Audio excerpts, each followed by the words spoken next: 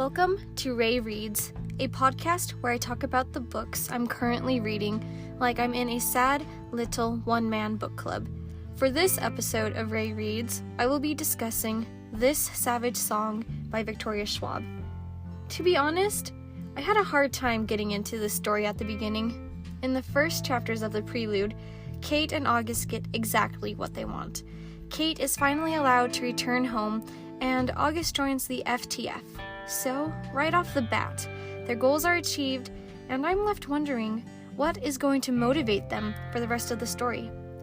Their singular motivation seems to be the need to rise up and prove themselves to their families. At first, I was grinding my teeth, just waiting for the inevitable high school drama and pointless romance. I hate the concept of there being a top-secret, high-risk mission that involves infiltrating a high school. The idea made me feel like the threat level was greatly exaggerated. The danger was the fear of discovery, that the enemy side would realize that August is a Sunai spy. I never felt that the threat was legitimate, especially with how easy it was for August to hide his true identity from the school. He conveniently walked into the empty room and had all the time in the world to fool around and capture the right picture for his student ID without getting caught. It felt like everything was just too simple for August. He didn't even have to actually do anything to get close to his target. Kate initiated the conversation between them at their first meeting, and then she was the one who reached out to draw on August's papers in class, building a foundation for their friendship. I think that the story could have been even better if it had been written entirely from Kate Harker's perspective. She is by far the most interesting character out of the two here. Kate is defined by her determination and ambition. She fought for 5 years to return home, and she will continue fighting in order to earn her place at her father's side. Her deepest desire is to belong to a family again. Kate understands that her father is not a good man, but she respects him as a strong leader who she attempts to imitate. Kate thinks of her father as a cult leader. Not only does Callum Harker associate with monsters, he also seems to identify with them. He broke off the little angel statue on his car and replaced it with a gargoyle. He is the type of man who is empowered by evil deeds. Yet, this is who Kate wants to emulate. She sneaks into his secret meeting with the Corsai and Malchai, seeking a chance to impress her father.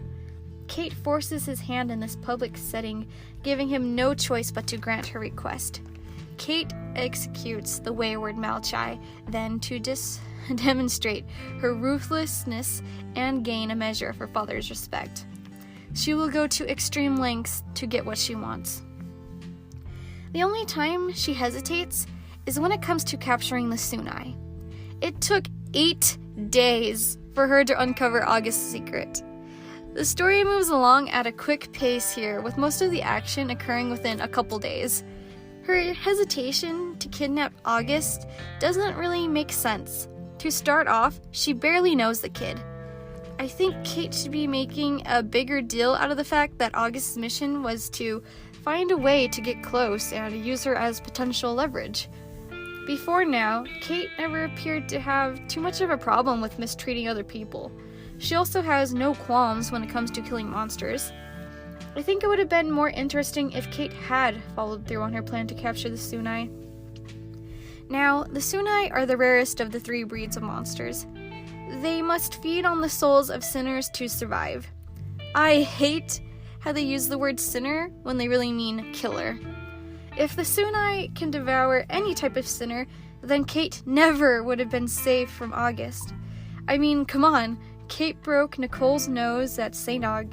Agnes, she threatened Charlotte with a knife to her throat, and she burned down a chapel.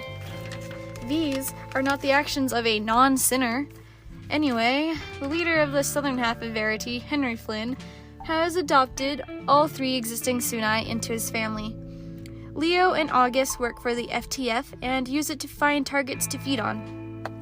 The Sunai's official role in the FTF is to stem the flow of violence by hunting down sinners before their crimes can create more monsters. and the humans of the FTF are tasked with slaying the Korsai and Malchai.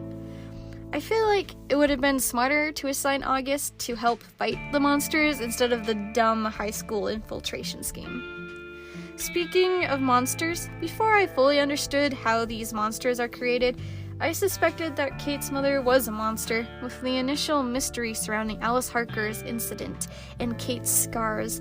I thought that her mother was turned into a monster. It would have further explained Kate's interest in researching monsters, and I wondered if her mother had given Kate the scars on her face, but my prediction was clearly incorrect since people don't turn into monsters, only their misdeeds create them.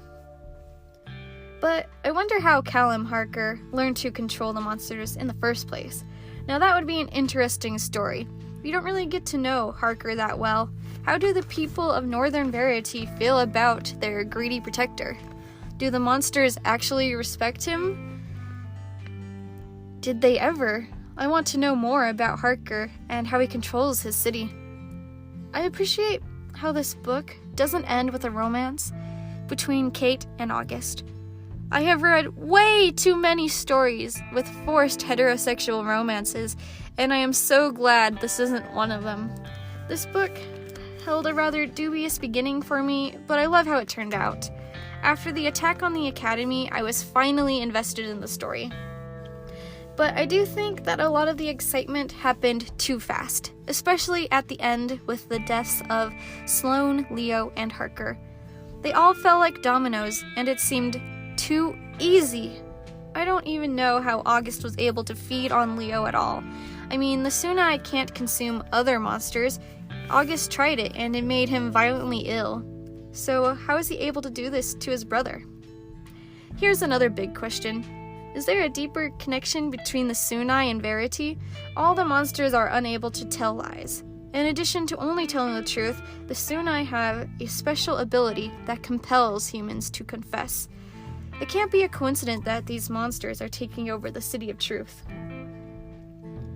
Okay, so here's the part of the podcast where I complain, just to get it all out of my system. I think August is a boring character. Normally, I'm into characters who seek out their own humanity, but August is so damn boring. It appears so forced when that random kid befriends him out of nowhere. What was the point of that friendship? That kid was a little annoying, and he did nothing to contribute to the story. And why was August's Sunai markings tallies? That is pretty lame compared to Leo's crosses and Ilsa's stars. My only complaint with Kate is how forced it is when her true memories of her mother's so-called accident come to her. I wish there had been a better build-up to this crucial moment. That all being said, I did enjoy this book, especially its second half. I am definitely interested in reading its sequel whenever I can get my hands on it.